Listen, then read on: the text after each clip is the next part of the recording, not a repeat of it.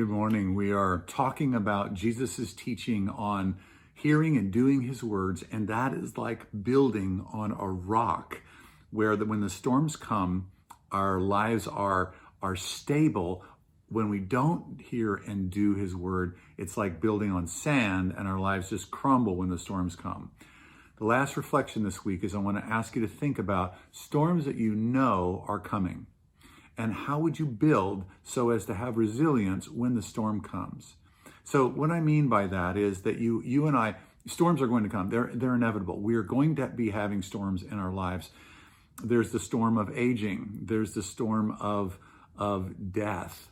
There's the storm of illness. There's the storm of unemployment. There's the storm of rejection. There's the storm of broken relationships. The storm of broken relationships. There's the storm of all these storms are coming. How are you going to build so that when those things happen, not if, but when those things happen, that you're not going to crumble on those?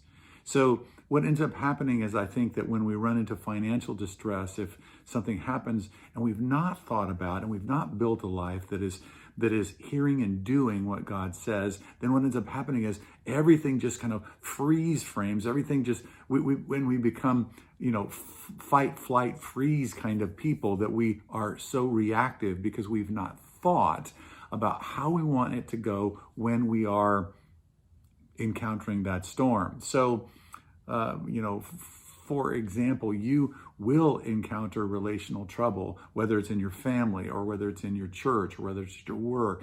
How do you build for that storm? How do you build for that storm? It's like sort of that saving up and having a savings account so you save for a rainy day, that you know that your car, that you drive a car and that you know your car is going to need maintenance, and so you put money away for that maintenance, and hopefully you're doing that. If you're not doing that, then it surprises you. Oh my goodness, my car needs an oil change. I need new tires, these different things, and I'm not prepared for that.